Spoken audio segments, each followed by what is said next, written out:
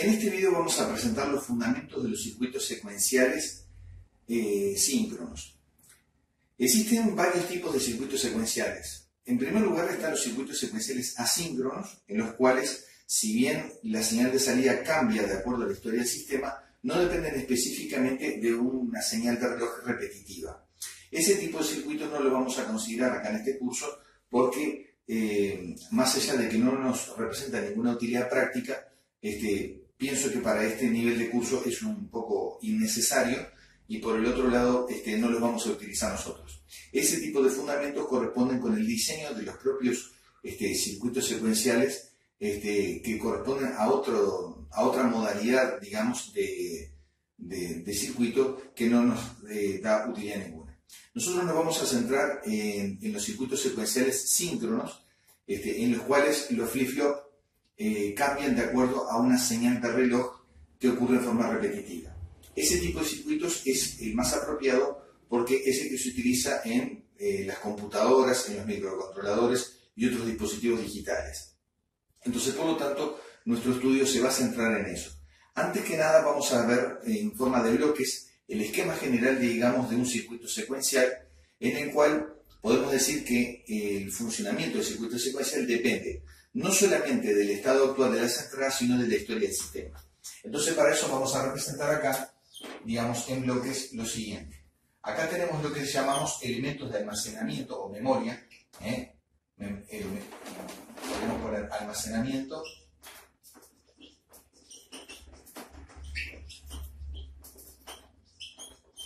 o memoria. Y aquí están incluidos particularmente los flip-flop. Los flip-flop son elementos de almacenamiento de datos en el circuito y generalmente están construidos por flip-flop. Al haber los flip-flop están construidos en general por compuertas y dispositivos cerrojo que se llaman o latch. Después, para esto tenemos también acá los circuitos combinatorios. Los circuitos combinatorios, la salida de los circuitos combinatorios tienen, digamos, dos destinos. Uno de ellos son salidas propiamente dichas, ¿no? que son salidas prácticamente independientes, y las salidas de este circuito combinatorio que se ingresan a las entradas de los elementos de almacenamiento.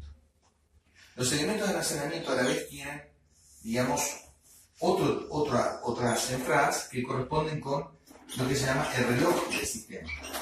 El reloj del sistema es lo que marca los pulsos, digamos, para los cambios de estado en los flip-flop. Aquí tenemos en las entradas del circuito combinatorio, tenemos por un lado entradas externas propiamente dichas, entradas externas, y según las entradas externas es el estado que van a tener después los elementos de almacenamiento. O sea que en definitiva, según el valor de las entradas externas en el circuito secuencial, los flip-flop van a cambiar dependiendo del valor de las entradas externas y del estado actual del sistema. Por el otro lado, en el circuito combinatorio, vamos a llamarle esto circuito combinatorio,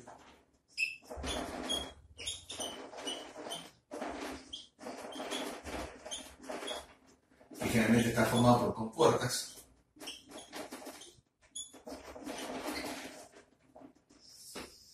La otra entrada al circuito combinatorio está formada por las salidas de los propios flip-flop. En muchos casos las salidas de los propios flip-flop también constituyen salidas externas. Y también estas salidas de los propios flip-flop ingresan, digamos, al circuito combinatorio. De la unión a través del circuito combinatorio de las entradas externas con el estado actual de los flip-flop se origina la condición del siguiente estado.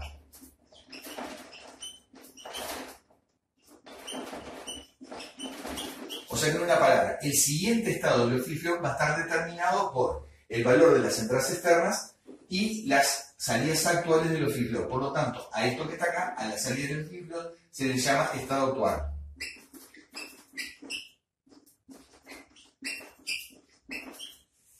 Bueno, por lo tanto es el esquema básico de un circuito secuencial. La principal característica que tiene un circuito secuencial es la siguiente. En un circuito combinatorio, las salidas dependen únicamente del estado de las entradas. En un circuito combinatorio, las salidas dependen del estado actual del sistema y de las entradas externas que hay en ese momento en el flip-flop. De la unión del estado actual del flip-flop, que está representado por la salida de los flip-flop, pasando por un circuito combinatorio, se determina el siguiente estado para el circuito secuencial. A la vez del circuito combinatorio, muchas veces hay salidas independientes para controlar otras partes de un sistema o circuito. Este, por lo tanto, es el esquema general, digamos, de un circuito secuencial. Ahora ustedes lo pueden copiar o ver o revisar, y yo lo voy a borrar acá, y vamos a ver, digamos, el primer tipo de circuito secuencial que viene siendo el flip-flop, el cerrojo SR. Un cerrojo digamos, del tipo SR se construye a partir de compuertas. En este caso, vamos a ver compuertas del tipo NOR. Aquí, por ejemplo, vamos a tratar de representarlo de esta manera, con dos compuertas del tipo NOR. Vamos a repasar también el estado actual, digamos, la tabla de verdad, digamos, de las compuertas. Y aquí vamos a tener lo siguiente. Esta va a ser la salida Q. Esta salida le vamos a llamar Q barra. Quiere decir que Q barra es el complemento de Q. Aquí vamos a tener una entrada que se va a llamar R. Aquí vamos a tener una entrada que se va a llamar S. Y aquí vamos a tener un lazo de realimentación desde la salida Q a la entrada de la compuerta que va con S. Y otro lazo de realimentación desde el circuito de Q barra hacia la entrada de R. Entonces, primero que nada, vamos a hacer un repaso de la tabla de verdad de una compuerta NOR. Si una entrada de compuerta NOR tiene una compuerta NOR tiene dos entradas, ahí ve, por ejemplo, la salida Q va a tener los siguientes valores: 0, 1, 0, 1, 0, 0, 1, 1. Acá en este caso, en una compuerta OR común y corriente, la salida vale 1 cuando cualquiera de las entradas vale 1. Y vale 0 cuando las dos entradas valen 0. Quiere decir que aquí, por lo tanto, va a ser lo contrario. Esto va a ser 1, va a ser 0 en los tres renglones siguientes. Entonces, en base a esa tabla, vamos a analizar el comportamiento del circuito. Para eso vamos a comenzar de esta manera. Vamos a hacer una tabla que involucre S, R, vamos a poner Q y efectivamente Q barra. Entonces vamos a suponer en el estado inicial que Q vale 0 y evidentemente que Q barra vale 1. Y vamos a suponer que las entradas S y R están en 0 las dos. Entonces lo primero que tenemos que hacer es verificar realmente si se están cumpliendo estas condiciones en el circuito, a ver si son posibles. Entonces decíamos que suponiendo primero que Q vale 0, si Q vale 0, Q vale 0, es decir que eso corta un 0 en esta entrada, y S vale 0, con las dos entradas en 0, la salida Q vale 1, efectivamente. Este 1 está entrando, digamos, en la entrada de la otra NOR junto con un 0. Con un 0 y un 1, la salida efectivamente vale 0. Quiere decir que este funcionamiento es perfectamente posible y está verificado ya este renglón de la tabla de la NOR. Entonces ahora vamos a hacer lo siguiente. Vamos a suponer que nosotros le damos un 1 a la entrada de set. Entonces, con un 0, como teníamos antes, y un 1, estamos en uno de estos renglones de la tabla de verdad, el segundo o el tercero. Eso obliga a la salida Q barra a cambiar a 0. Este 0 en la entrada de Q barra junto con el 0 en la entrada de reset obliga a que la salida pasa a 1, porque 0 con 0 la salida da 1. Quiere decir que efectivamente una entrada de un 1 en set junto con un 0 en la entrada de reset provoca que la salida Q vale 1 y por lo tanto Q barra vale 0. ¿Ah? Normalmente las salidas vuelven, digamos, las entradas vuelven al estado normal, por decirlo así, o sea, luego de un cierto tiempo, S pasaría a 0, o por el propio funcionamiento del circuito. Entonces yo tendría que 1 con 0, a la vez 1 con 0, estamos en uno de estos dos renglones, provoca que Q barra queda 0, y tengo de vuelta ceros acá, la salida Q queda 1. Quiere decir que si esto retornara, por ejemplo, acá, a este estado de entradas, en las cuales las dos valen 0, efectivamente la operación del circuito no cambia en absoluto. O sea que si a partir de ahora, acá, S baja a 0 de vuelta y R se mantiene en 0, la salida Q se mantiene en 1 y Q barra se mantiene en 0. O sea, simplemente se mantienen los estados que se habían logrado en el segundo renglón de la tabla. Ahora bien, Vamos a suponer ahora que la entrada de R pasa a 1. Si R pasa a 1, tenemos lo siguiente. Q barra estaba en 0. Un 0 con un 1, de vuelta, uno de estos renglones de la tabla. Quiere decir que la salida Q pasa a 0, este 0 se realimenta acá a la entrada, y junto con un 0 en set, obliga que la salida Q barra pasa a 1. Entonces quiere decir que con 0 en set y reset en 1, la salida Q pasó a 0 y la Q barra pasó a 1. Si ahora de vuelta, vamos a marcarlo acá, la entrada reset baja a 0, como muchas veces pasa, vamos a poner un 0 de vuelta acá, 0 con 0, 0 con 0, la salida, a ver, 0 con 0, perdón, acá tenía un 1, ¿no? 0 con 1, mejor dicho, 0 con 1, 0 con 1, de vuelta, uno de los dos renglones de la tabla, el segundo vuelta 0, Q queda en 0 efectivamente, este 0 se vuelve a realimentar acá a la entrada, y 0 con 0 la salida de 1. Quiere decir que el estado no cambia, y por lo tanto Q se mantiene en 0, y Q barra se mantiene en 1. Quiere decir que, interpretando el comportamiento, digamos, del circuito secuencial, lo que podemos ver es lo siguiente. Un pulso de un 1 en set obliga que la salida Q pasa a 1 y Q barra pasa a 0. Luego, esa señal de set baja a 0 no cambia el estado de las salidas. Luego, un pulso de un 1 en reset obliga a que Q pasa a 0 y Q barra pasa a 1. Si luego ese pulso de reset baja nuevamente a 0 como estaba antes, la salida se mantiene como estaba. Nos queda analizar un estado muy particular, que es cuando las dos entradas valen 1.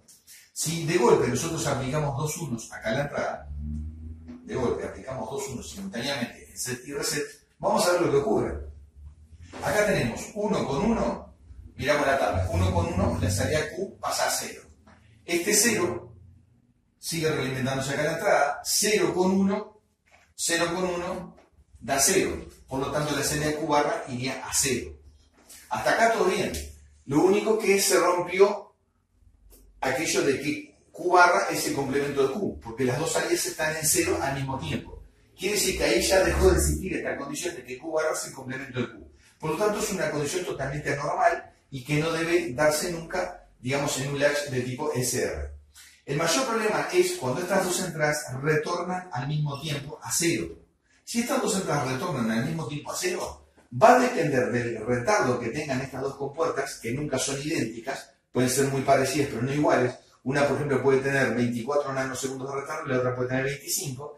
Entonces, en ese caso, no se sabe exactamente, porque no se sabe exactamente el retardo de las dos compuertas, cuál de las salidas va a quedar, digamos, en 1 y en 0. Entonces, cuando acá se aplica un 1 en cada una de las entradas, momentáneamente las dos salidas quedan en 0. Esto ya es una condición totalmente normal, y cuando estas entradas pasan después de 1, 1 a 0, 0, por ejemplo, acá esto es lo que se conoce como condición de indeterminación.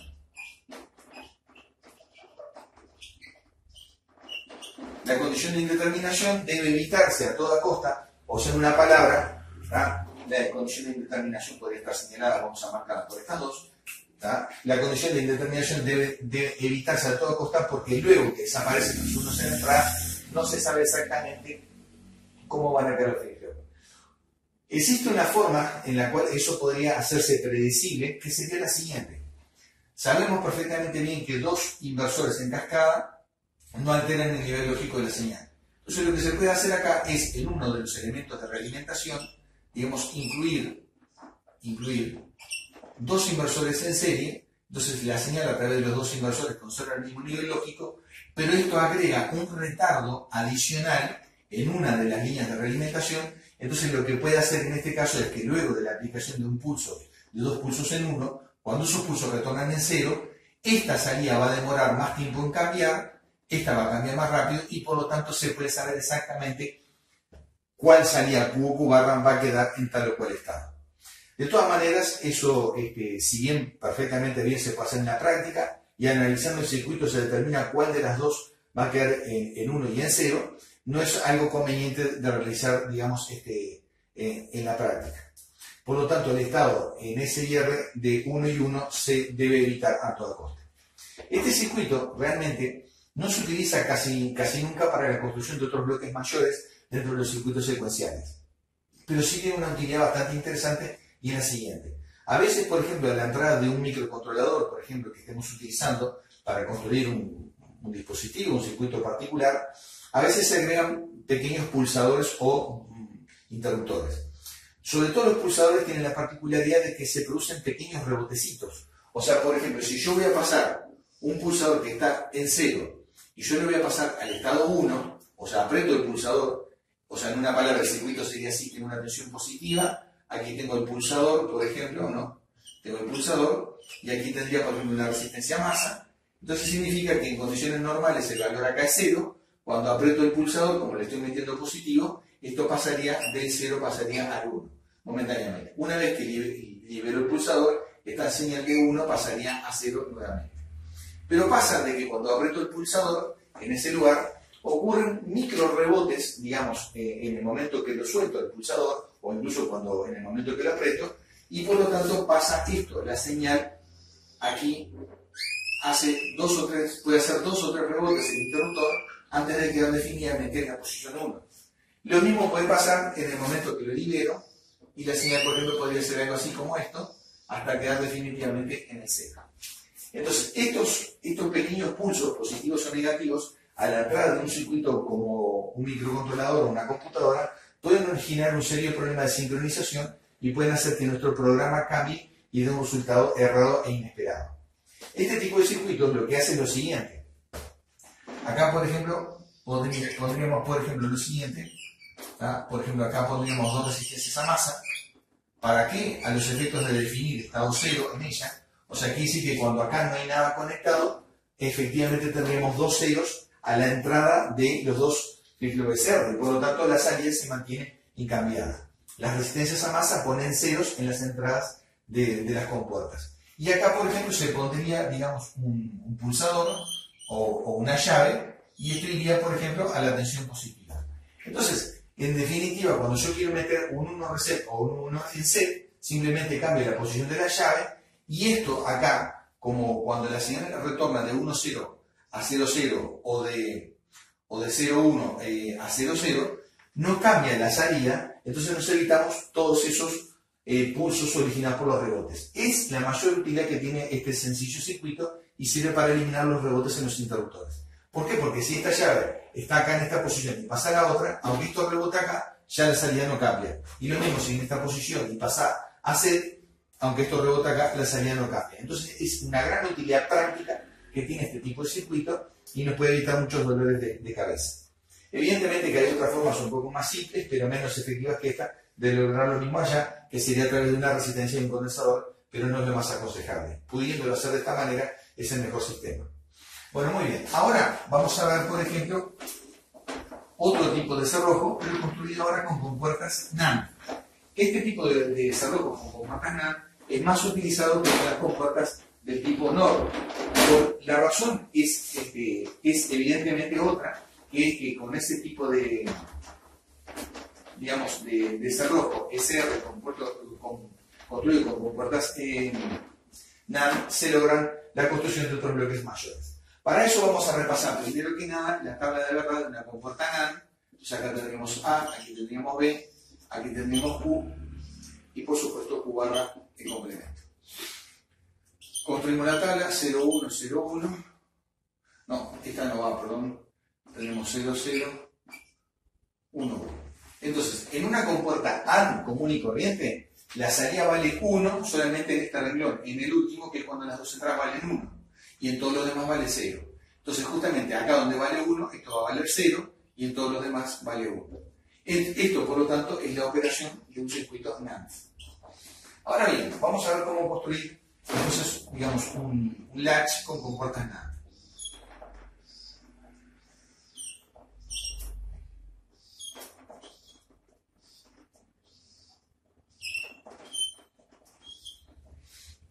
Básicamente el principio de operación es el mismo. Tengo S acá y Q acá. Ahora tengo R acá y Q barra acá. Acá hay una realimentación de una compuerta hacia la otra, similar al caso anterior. Entonces, vamos a suponer en este caso lo siguiente. Este circuito normalmente se le llama cerrojo o latch, como se le llama, latch S barra R barra. La razón es que este circuito, la condición de reposo de las entradas, que equivale al primer renglón de la tabla de la verdad del otro circuito, es cuando S está en 1 y R está en 1. Entonces vamos a hacer lo siguiente, vamos a plantear S, R, vamos a poner Q y aquí vamos a poner QR. Entonces vamos a plantear la siguiente condición. Vamos a suponer primero que nada que Q está en 0 y que Q barra está en 1 y que las dos entradas están en 1. Vamos a meter los valores correspondientes. Acá tengo un 1, aquí tengo un 1, esto está en 0 y esto está en 1. ¿De acuerdo? Esto representaría el primer renglón de esta tabla de verdad. Vamos a hacer lo siguiente. Vamos a analizar el circuito a ver si esto es posible. Un 0 en Q está entrando como un 0 acá. Este 0 junto con un 1, 0 con un 1, provoca que la salida efectivamente queda en 1. Acá estamos en el segundo o tercer renglón de la tabla, cualquiera de los dos.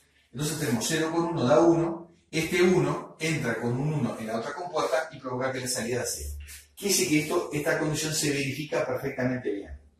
Con S y R en 1, Q vale 0 y Q barra vale 1. Ahora vamos a suponer que S pasa a 0 en este momento. Entonces vamos a poner un 0 al set, R la mantenemos en 1 y vamos a ver qué pasa con la salida. Cuando ponemos S en 0, tenemos lo siguiente. Un 1 que estaba llegando con un 0, estamos en cualquiera de los dos renglones. Segundo o tercero de la tabla de la verdad. Ahí vemos que la salida pasa a 1. Quiere decir que Q pasó a 1, cambió de estado. Este 1 retorna a la entrada de esta otra compuerta y resulta que 1 con 1 obliga a que la salida de Q barra pasa a 0. De acuerdo a este renglón de la tabla AND. Quiere decir que se verifica esa condición y en este caso la entrada de un 0 en C provocó que Q se fue a 1 y que Q barra se fue a 0. Vamos a suponer ahora que S retorna a su condición de reposo, o sea que vuelve a 1. Entonces vamos a manejar esa condición. Esto vuelve a 1, S se mantiene en su estado anterior, no cambió, simplemente S metió un pulso y luego volvió a su estado de reposo, que es el 1, y vamos a ver qué pasa. 1 con 1,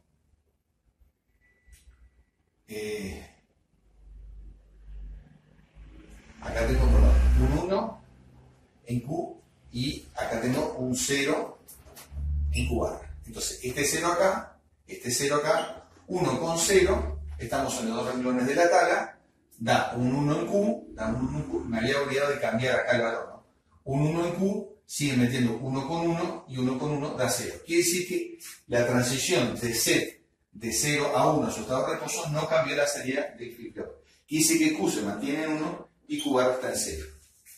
Ahora bien, vamos a suponer que metemos un 0 en la entrada reset.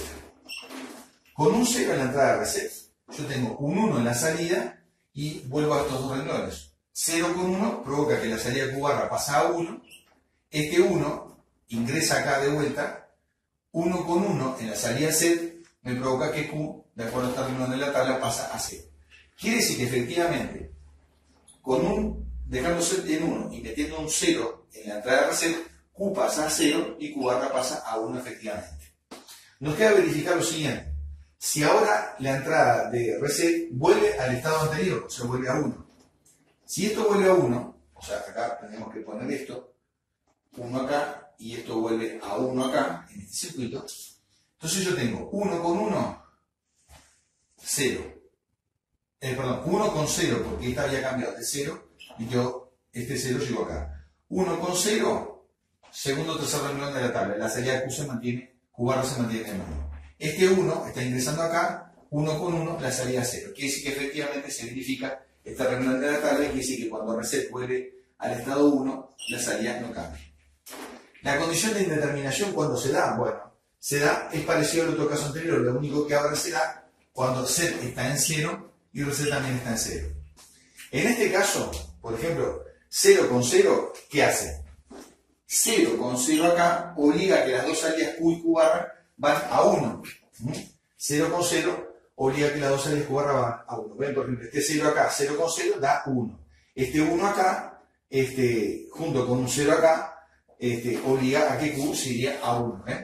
Estamos segundo o tercer renglón de la tabla. De vuelta, pasó lo mismo que en el cerrojo anterior.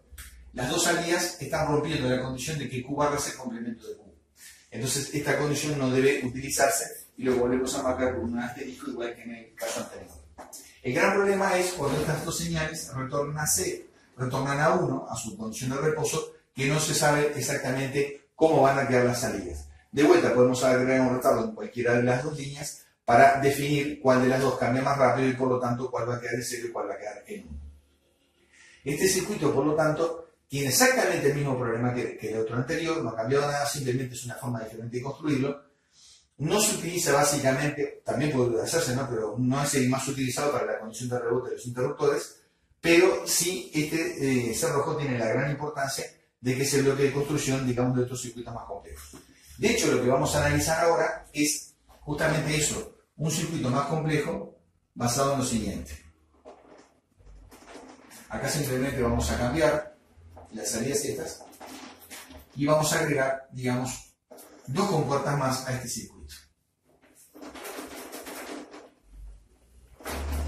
Simplemente las compuertas que vamos a agregar, una cosa antes. Esto se llamaba flip-flop o flip-flop, no, cerrojo SR, S barra R, porque el estado de reposo de las entradas es igual a 1 y cambia cuando estas entradas pasan a 0.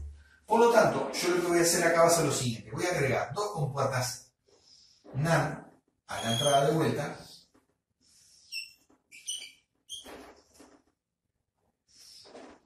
Y vamos a tener lo siguiente. Acá estas dos las voy a unir entre sí. Y esto va a ser lo que vamos a llamar entrada de control C. Aquí vamos a tener set ahora y aquí vamos a tener reset. ¿En qué cambió este circuito? Fíjense que acá esto era activo en bajo y esto acá reset era activo en bajo. Si ahora a señales que son activas en bajo las hacemos pasar por inversores previamente, quiere decir que acá a la entrada, cuando esto esté en 1, se va a activar el flip-flop correspondiente, se va a activar el cerrojo correspondiente. Entonces, ¿qué significa? Que ahora las entradas set y reset de este caso ya no van a ser activas en bajo como eran en esta otra parte del circuito. O sea, en una palabra, de acá para allá, esta parte del cerrojo es activa con señales en bajo. O sea, por eso está marcado S barra y R barra. Ahora, como estoy metiendo compuertas NAND, este inversor lo que hace es anular la condición de que estas entradas sean activas en bajo. Estos inversores se encargan de anular que la condición acá sea señales activas en bajo. Quiere decir que ahora set y reset van a ser activas en alto. Ahora, ¿cuál es la operación de este circuito? Es lo siguiente, no vamos a analizar de vuelta esta parte porque ya la conocemos. Acá esto es mucho más sencillo. Simplemente pasa lo siguiente. Las señales ahora S y R son activas en alto, en valor alto. ¿Debido a qué? A que se utilizan compuertas NAND. Estos inversores se encargan, como decimos, de anular la condición de que estas señales son activas en bajo. Y por el otro lado, para que estas señales set y reset sean activas, la señal de control tiene que estar en 1. Entonces podemos construir una tabla de la verdad con tres entradas. S, R, control, Q y Q barra. Entonces, ¿qué pasa? Acá tenemos la siguiente condición. Ahora, la tabla es así. 0, 1, 0, 1, 0, 0, 1, 1. Y podríamos agregar acá una condición extra, ¿tá? Donde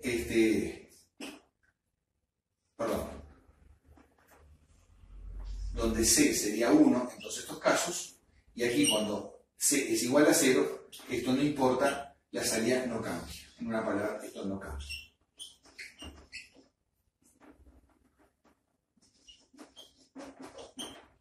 Bueno, entonces, ¿cómo funciona este circuito? De esta manera. Cuando la señal de control es igual a 1 acá, este 1 habilita las dos compuertas y por lo tanto el circuito tiene operación normal. Acá, por ejemplo, podríamos decir que con 0, 0 en las entradas, estos dos renglones significa que la salida no cambia. O sea, el valor que tenía anteriormente no cambia. Cuando set está en 1 y reset está en 0, el circuito acá está iniciado. O sea, Q está en 1, Q barra está en 0. Cuando reset está en 1 y está en 0, el circuito está reiniciado. O sea, por lo tanto, Q está en 0 y Q barra está en 1. Y cuando las dos entradas acá están en 1, cuando las dos entradas están en 1 y la entrada de control está en 1, esto está en la condición de indeterminación.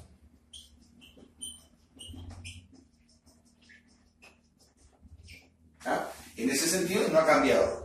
Los dos unos en la entrada de set simplemente provocan la misma condición de indeterminación. Pero cuando la señal de control está en 0, cuando esta señal de control está en 0, acá ya no tiene ninguna importancia en qué valores están S y R, porque estas señales no pasan al cerrojo siguiente. Entonces, quiere decir que la señal de control lo que hace es habilitar o no habilitar el pasaje de set y reset hacia el circuito posterior. Este circuito tiene una gran importancia para la construcción, digamos, de otros tipos de circuitos. Lo que vamos a ver ahora, como último paso de esto, es una especie, es un caso especial de ese cerrojo, que es lo que vamos a ver ahora. Como ustedes pueden pausar el video, volverlo a ver, etcétera, etcétera, yo simplemente voy a borrar todo lo que está acá. Ustedes pueden hacer una pausa, copiar este circuito en este momento, y yo ahora voy a construir un nuevo bloque. El nuevo bloque es lo que se llama un cerrojo del tipo D. ¿Tá? Este cerrojo del tipo D lo construyo muy sencillo. Acá vamos a retrasar un poquito esto. Tengo set acá. Esta es la entrada set, era la entrada set anteriormente. Y yo lo que tengo acá es una entrada que le voy a llamar D. Y acá, entre D y R, simplemente voy a colocar un inversor. Entre D, perdón, y la entrada de R. Voy a colocar un inversor. Entonces ahora, este circuito funciona de esta manera. Yo tengo una única entrada de datos acá y una entrada de control. Por lo tanto, la tabla de la verdad es bastante sencilla. Yo tengo D, aquí tengo la entrada de control, aquí tengo Q y aquí tengo QA. Entonces, por ejemplo, este circuito opera así. Cuando la entrada de control está en 0, no importan los datos que hayan en la entrada D, no importa. Esto simplemente no cambia. O sea que cuando el control está en 0, las salidas no cambian. Lo que tenía antes, si Q estaba en 1, sigue en 1, si Q estaba en 0, sigue en 0. Ahora, cuando C está en 1, simplemente está habilitando el circuito. Pero ahora, si yo tengo un 0 en la entrada D, quiere decir que Q va a estar en 0 y Q barra va a estar en 1. Con la entrada de control en 1, si yo tengo un 1 en la entrada de datos D, Q va a estar en 1 y Q barra va a estar en 0. Y acá terminó la tabla de verdad de este circuito. Por lo tanto, se eliminaron algunos renglones de la tabla, que constituyen una forma fácil de lograr un circuito secuencial que almacena un bit de datos en la salida, dependiendo del valor de datos en la entrada. Esto también es la base de los circuitos de los flip-flop, como vamos a ver después en el siguiente video, y es un circuito sumamente utilizado. Hoy por hoy, el flip-flop del tipo D es el más importante, digamos, en la electrónica digital, porque con la llegada masiva de los circuitos de integración en gran escala, de los circuitos lógicos programables, tales como PLA, PAL y sobre todo la nueva generación de FPGA, se construyen bloques importantes en base a compuertas internas programables junto con flip-flop del tipo D. Por lo tanto, este circuito tiene una importancia muy grande y en el siguiente video vamos a ver la operación de los flip-flop tanto D como JK particularmente, para después pasar a hacer algún diseño de circuito secuencial. Será por lo tanto hasta el próximo video y espero que les sea de utilidad.